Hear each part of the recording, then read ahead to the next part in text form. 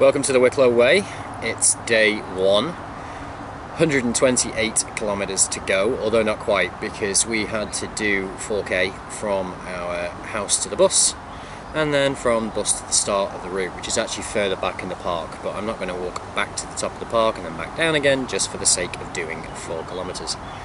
We've got a short day today, A, because of the mileage we've already done, and B, because I had a 40 odd k hike at the weekend with a lot of kilos and my shoulders are feeling it. So about 17k today. We're not going to do the traditional day 1, which is Marlay Park to Knockree, to the hostel. Instead we are going to stop just at the main road to Enniskerry before that, and then walk down into Enniskerry where we've got a B&B for the night. Reason being, I'm only camping one night on the trail because I have Happy Hooves here with me, who gets a little bit jittery when we wild camp. We're on the long walk up now the hill. When you come out of Marlay Park, you're not going to need your map. Wicklow Way is incredibly well signposted. Unless you're me. Unless you're Alex, who, just as a bit of fun, we got to the first sign to go into the motorway bridge. And I said, "Which way do you think it is, honey?" Alex is legendarily famous for her lack of directional skills.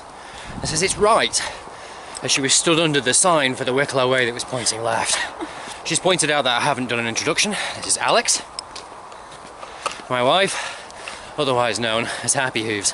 When we're in a good mood with her, things that are not repeatable on camera are used at other times. Down to about 15 kilos today for the week, which I realise ultralight backpackers are now in the comments crying with rage. So shoulders are a bit sore. I didn't get a great night's sleep last night. We'll try and get a nice easy day out of the way today. Break in for the hike. Stay at the B&B tonight in Powers Court. Have a nice meal. Cheeky pint in the black stuff. Good to go tomorrow. Okay, that's us up at Kilmashogue. It's your first walk out of Dublin, and it's a hard one because you come out of Marlay Park cold in the morning, cold buyers in your muscles, you haven't warmed up yet, and you're straight up the hill. As with so many Irish trails, way too much road, and that's a particularly mauling road section first thing. Alex is fine. I'm blowing out my back because of how tired I was at the weekend. It doesn't help that she's carrying like 15 pounds as opposed to the 35 I've got, but actually maybe 20 because she's got to make up it. But the path really doesn't get any better because it's a typical forestry track from the Forestry Association here, whose name I can't pronounce and I'm not going to attempt to. For anybody Irish who watches this, I am going to butcher a lot of place names over the next 5 days. My apologies in advance. I've got my breath back, so head back up on the trail, because I've just had some guy who looks like 105 who was walking up the hill with us who's just passed me, so I'm feeling great about that. He doesn't have a pack in fairness, but even so, I have to get going. See you in a bit. Not saying that wild camping up here is nervous and the locals are weird at all, you know.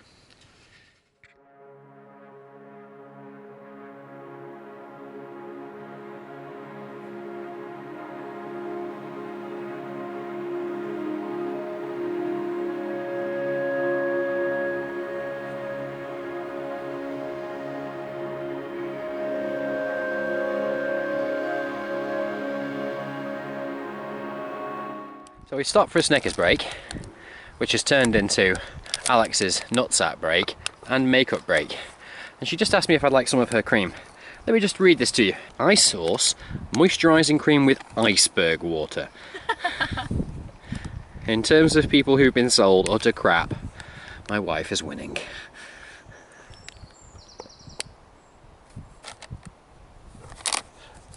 Filming for a second without the sunglasses because we have had our first gear failure. My Timberlands are just split in two. After 3 years on the trails, they finally decided they'd had enough of me mistreating them. Where we are now, off to my right here, is Two Rock Mountain, which is just a spur off the, Three Rock Mountain, which is just a spur off the main Three Rock Mountain. And then behind me is where the Wicklow Way actually goes. And this is where, coming down from Three Rock and Two Rock, this is Dublin Mountain Way, whereas coming up from where we've just come from on Kilmashogue, that's the Wicklow Way, and here they join.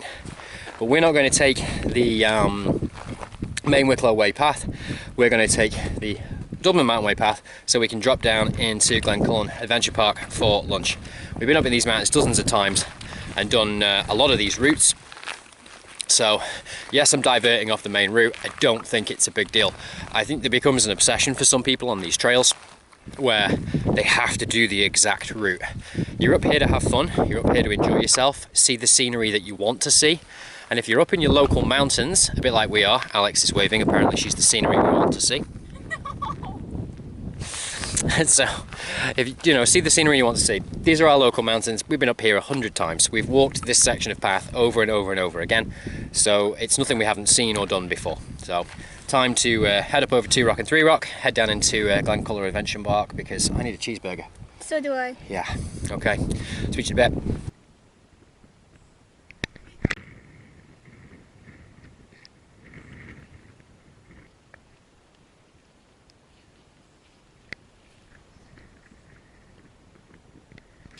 Rock Mountain, 588 metres.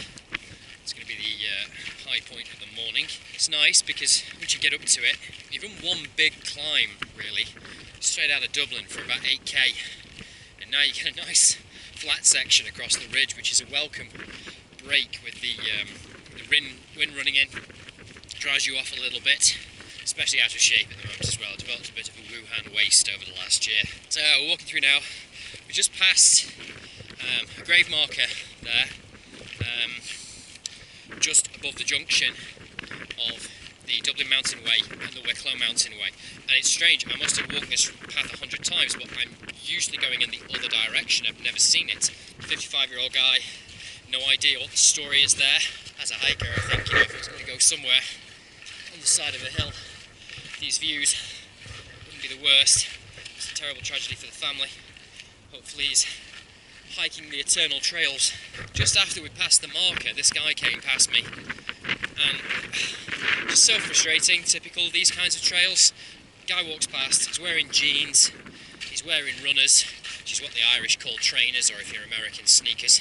No bottle of water with him, not even in a light bag, like literally nothing, just what he was wearing. And this morning when we left, it was bright sunshine.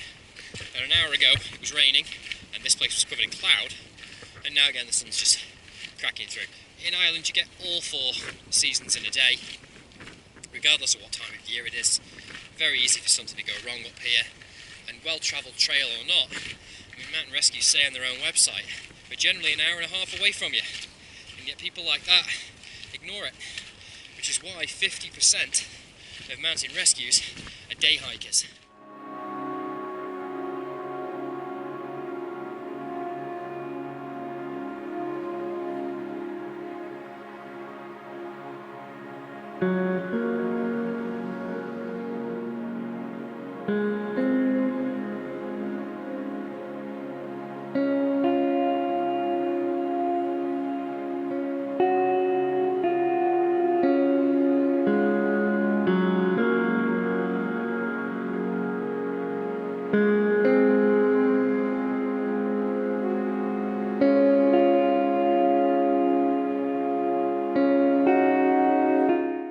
This is something you see a lot on this side of the hill, not the gravel down there, we'll figure out what that is in a sec. But this burned out heather here and gorse, and it's not controlled burn this, it's lightning strikes. Really, really common, this particular hill, this particular side of it. Don't know why. Oh, Alex just got excited because she's seeing the sheep. It doesn't take much.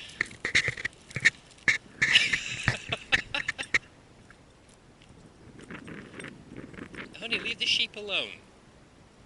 I'm hoping that this isn't the Forestry service putting this in because they're about to fell and clear cut this all the way downward, but it is possibly the worst Forestry service in Europe, and I wouldn't put it past them to destroy what little they've got left of the woodland up here.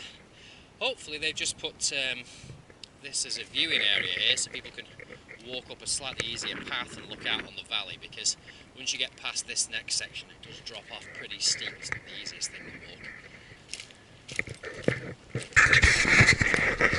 Good news, I don't think they've put this forestry road in to do more clear cutting.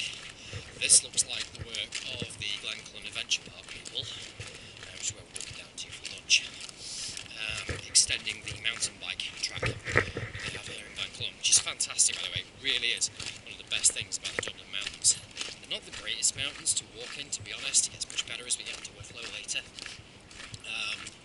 They are hard sort of forestry logging roads all the way through, very busily trailed because it's straight up above Dublin City itself.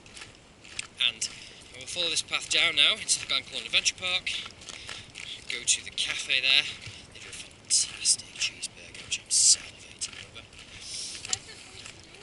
No, that was at Glencullen yesterday. €14.50 for a cheeseburger. I am still mightily peeved by this, but I was so hungry when we got off Scar yesterday that I ate it anyway.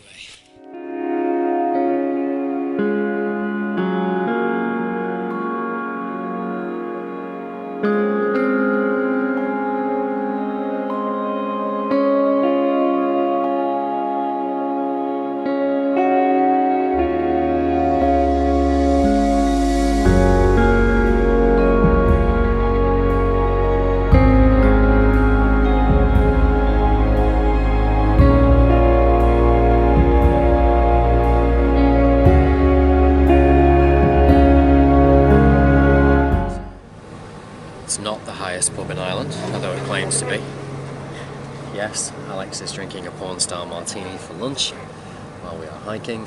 And yes, I have my hat backwards on like Bart Simpson because I'm desperately trying to keep the sun my back off my neck.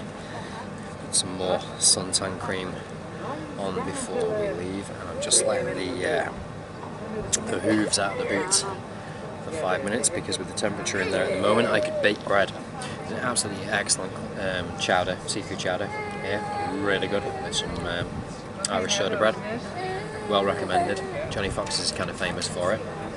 Still, 2 clam chowders, a martini and a coffee, €32, so it's not exactly good value. It was worth it. It was worth it. That chowder was excellent, and Alex thinks their martini is fantastic, and that's probably the first drinkable coffee I've had all day. So, overall, I made you a coffee this morning. Exactly.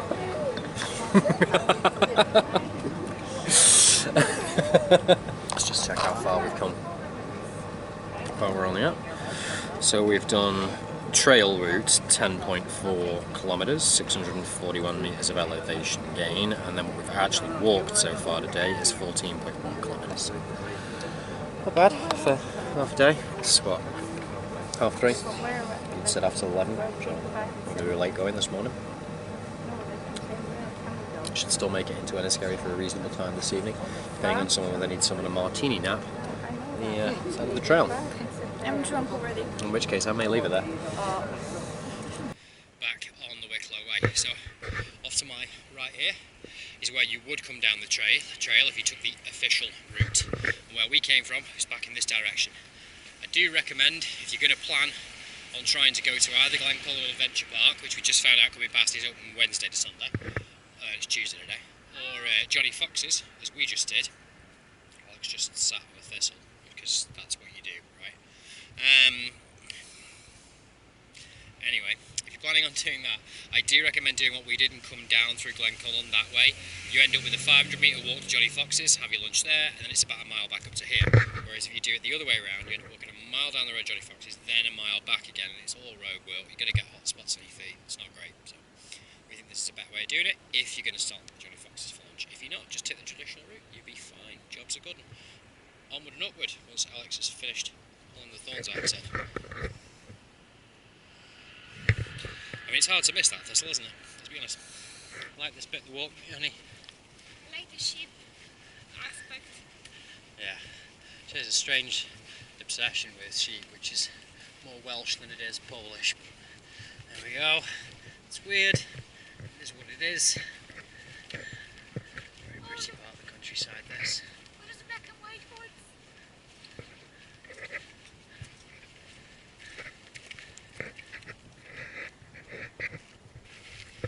Now we've taken the long walk out from Johnny Fox's, heading up towards the second mountain of the day, Prince William Seat, using the term mountain very loosely of course in Irish terms.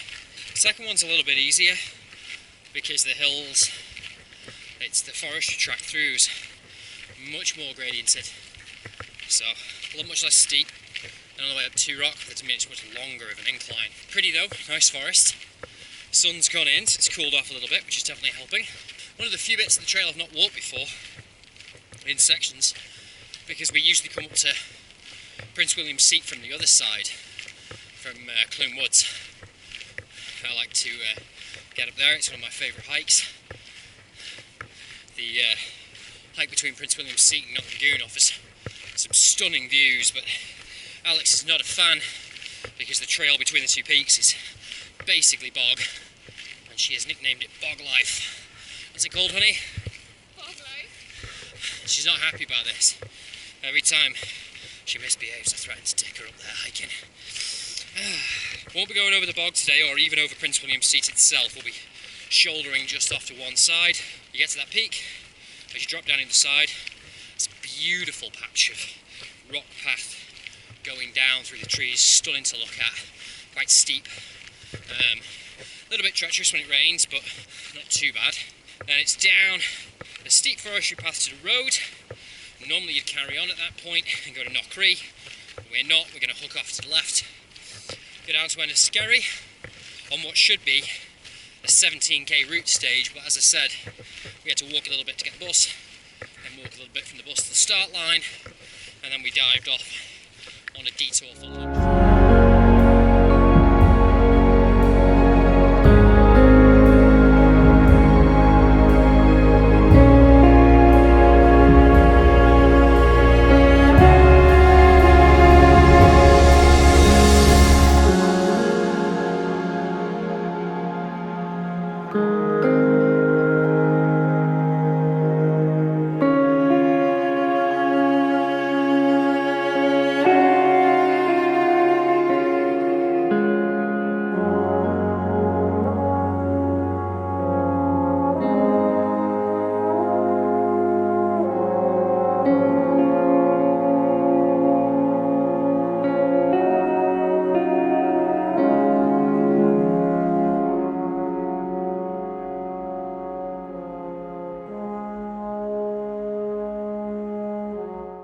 Doing what feels like the never-ending walk down from the shoulder of Prince William Seat. Alex is smacking me with a walking stick, that's nice. She's got a slightly pulled thigh, so she's now actually using the walking stick. Forestry track down this. Nice to be walking down it for a change. We're usually coming up this to do the loops round from Enniskerry. We walk out of here a lot, so pleasant change not to be puffed out walking up this 104 hill. Stopped for a little bit at the bottom of the rock walk. I don't know what the proper name for it is, but there's just this stretch that comes down from the shoulder of Prince William Seat there, down to the forestry roads. Beautiful, big granite rocks, surrounded by ferns. It's like something like Lord of the Rings. It's only like 200 metre stretch, but God, it's one of the most beautiful areas of trails in Ireland. Just off to the right, you actually see Knockree. That's the little hill there that you can see in front of you. So tomorrow, if you're not staying at Enniskerry, you're going to walk around the shoulder. Weather's been a bit changeable. It's been windy and then the sun's been blazing. I've got a sunburn, despite having factor 50 applied twice. It's the curse of being an Englishman, that chicken legs. Yeah, coming down of things, interesting guy, stopped there who lives locally in Enniskerry. We're having a chat to him about the trails around here, because we come up here a lot. And he was saying he does some property maintenance in Enniskerry and might be able to find us a house here. I was only supposed to come to Ireland for a year, 3 years ago. It's still here 3 years later, thanks to the pandemic. And although we'd like to be off to the States soon, doesn't seem like that's going to happen with current restrictions. So thinking maybe we'll move out of Dunleary, get a place up here in Enniskerry, be able to get out a bit more on the weekends. But see, interesting guy, really nice to chat to. One of those great things about hiking trails, the random people you meet along the way, you get a chance to have a chat with. Out of Clune, Curdlestown Woods now, on the road to Enniskerry. This is where we're deviating off the main route again to stay for the night. You don't have to walk all the way into Enniskerry, by the way. There is a bus stop, which we are heading for. You just kind of pot luck if you hit it at a time when there's going to be a bus around, rural buses being what they are. So it goes down as far as the golf course down here. It doesn't bring you all the way back down here in the morning either, but it does save walking the full 5k into Enniskerry and the full 5k back.